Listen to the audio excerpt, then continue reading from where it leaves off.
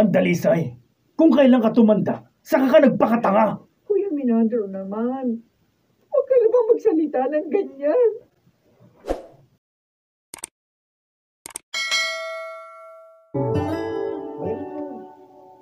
Mayroon nga bang pinipiling panahon ng pag-ibig? May lugar na kung saan maaari lamang sumipon. Mga kaibigan, narito at ating pakinggan ang naging karanasan ni Dalisay sa ating dulang sa kanyang panahon. Kinagin ako.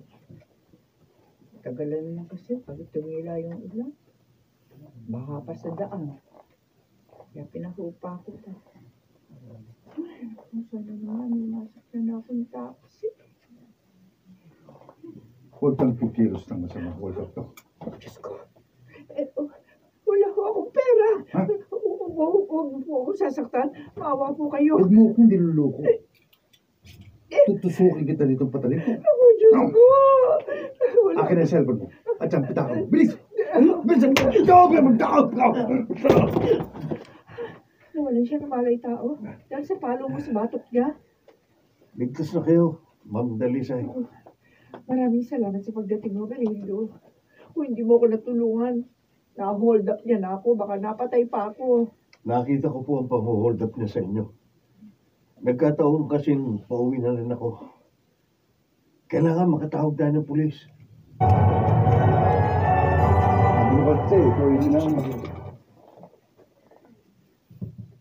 Nabusog ka ba, Belindo? Busog na busog po ako, ma'am. Masarap pala kayo magluto. Salamat naman at nagustuhan mo yung inihain ko. Kahit biglaan. Nahihiya nga ho ako, ma'am. Dahil pinakain niyo pa ako. Isasalamat ko yun sa iyo. Dahil sa pagliligtas mo sa akin. Ginawa ko lang ang tama, ma'am. Tsaka, principal kayo sa school na pinagtatrabahuan ko. Kaya dapat, tulungan ko kayo. Maraming salamat ulit. Ma'am, pwede bang tawagin na lang kita ng... Anong pangalan mo, Lipita? Wala. Ang labo natin ko. Ma'am, pwede bang tawagin na lang kita sa iyong pangalan? At gano'n ka na rin sa akin para maging mas magkaibigan tayo. Tito Dalisay, umalis na po ba yung tagahatid niyo? Ano ba taghatid? Ikaw talaga, Jillian, no? Nagkataon lang na inihatid niya ako uli dito Uy, sa bahay. si tita, ayaw pang umamin. Ang dalas namin nakikitang inihatid kayo dito ni Mang Virgilio. Oo nga, tama si Kuya Jimson. Naliligaw na po ba sa inyo si Mang Virgilio, tita?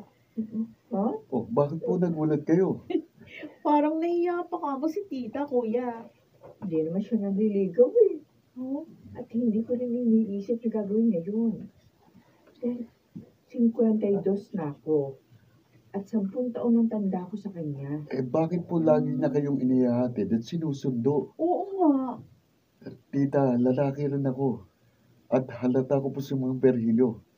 May feelings po siya sa inyo. Sure yun.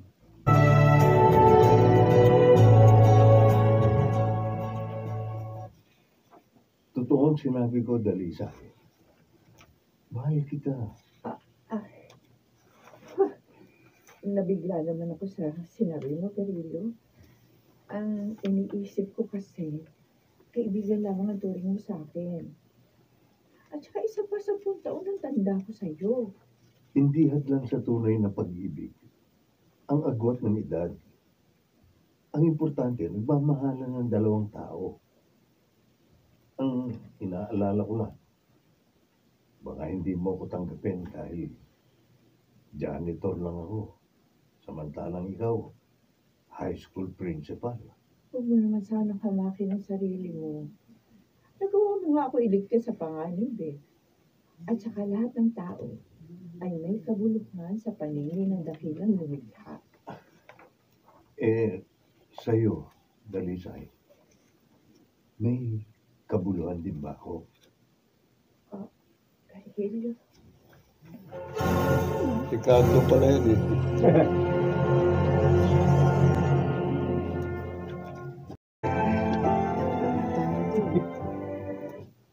Ano? Nobyo mo na ang janitor ng school ninyo? Oo, Soledad. Oh, isang buwan na kami. Kaibigan lang kita kaya pinagtapat ko sa iyo. Dalisay naman. Pagtatawanan ka ng mga kapwa mo professional. Kapag nalaman nila yan, ano na lang ang sasabihin nila? Naging tanga ang principal nilang kaibigan? Ano, gusto mo ba yun? Hira ka naman. Sobra ka naman magsalita. Eh, pasensya na. Naging totoo lang ako. Dahil kaibigan mo ko. Kaya kung ako sa'yo ha, layuan mo na ang lalaking yun. Bago ka pa mapahiya ng dahil sa kanya. Ano ka ba naman, Dalisay? Kung kailan ka tumanda, saka ka nagpakatanga. Kuya Mirandro naman. Ano ba magsalita lang ganyan? O kung hindi ka tanga, hindi ka papatol sa isang janitor lang. Mabuti pang pinangatawanan mo na lang ang pagtanda mong dalaga. Hindi kasalanan ang umibig sa panahon ng katandaan, kuya. Hindi ko matatanggap na maging bahagi ng pamilya natin ang buwisit na lalaking yun. Asa lang yun sa'yo!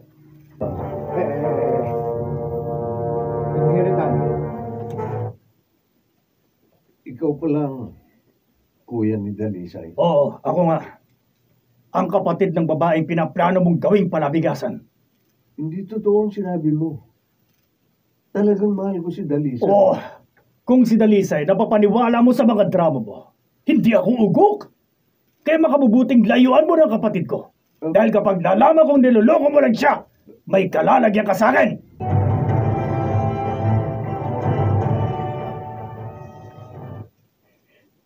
Hindi naman dapat ginawa ni kuya yun sa'yo.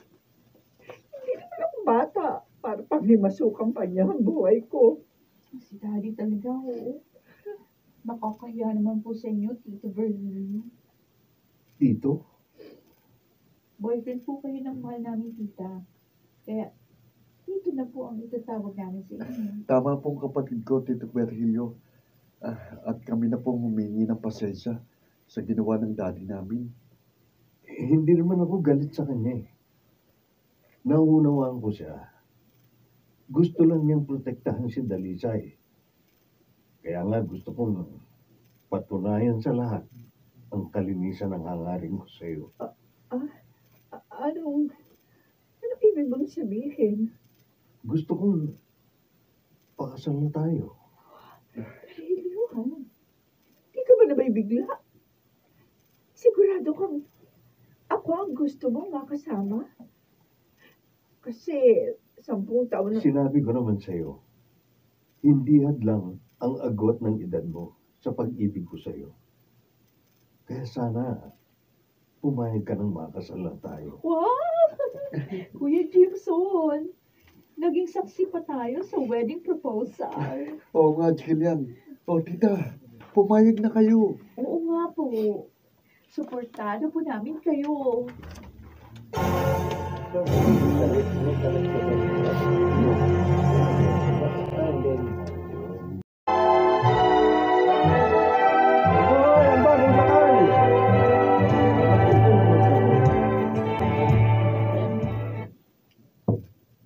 Kumusta ka na, Kuya Minandro? Dalisay, dinala mo ako dito sa ospital. Bakit naman hindi, Kuya? Kapatid kita. Kaya nung nalaman ko kina Jillian na may sakit ka, agad ka namin dinalo ni Virgilio. Magpagaling ka, kuya. Salamat sa inyo.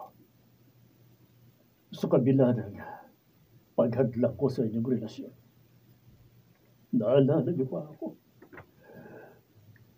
Patawarin niyo sana ako. Kuya, Lalo ka na, Virgilio. Kinalimutan ko na yung kuya. Isang pamilya na tayo ngayon. Kaya huwag na tayong magtanim pa ng samaan ng loob. Tama nga si Dalisay. Mabait ka.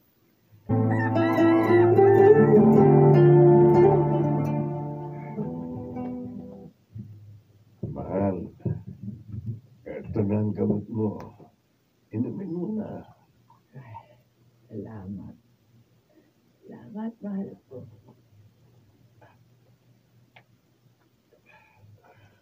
O, ikaw ba? Nainom mo na ba yung maintenance mo? Oo. Huwag mo kong alalahanin. Mahirap, ano ba? Ang alin? Yung wala tayong anak. Kaya ngayon pareho tayo may sakit. Walang mag-aalaga sa atin. Kung sino ang malakas, siya mag-aalaga sa isa. At dahil ako yon, kaya ako ito ginagawa sa iyo. Hayaan mo. Sa susunod, ako naman ang siya mag-aalaga sa iyo. Babawi ako. Mas mainam kung hindi tayo magkakasakit.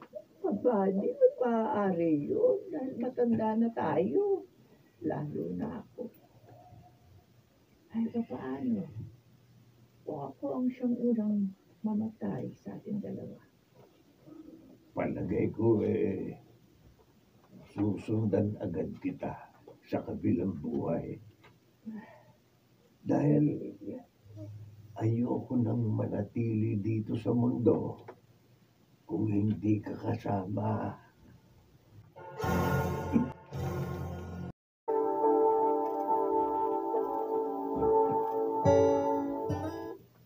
Walang hadlang na makapananaig sa tunay na pag-ibig. Ni ang agwat ng karunungan ng nagmamahalan o ang edad na namamagitan. At ang pag-ibig na iyon ay lalo pang tatamis sa kanyang panahon. Mga nagsiganap, Lionel Benjamin, Rosana Villegas, Phil Cruz, Maynard Lambicho Jr., Janery de la Cruz, at si Susan Robles sa papel na Dalisay, nilapatan ng tunog ni Jerry Butiar.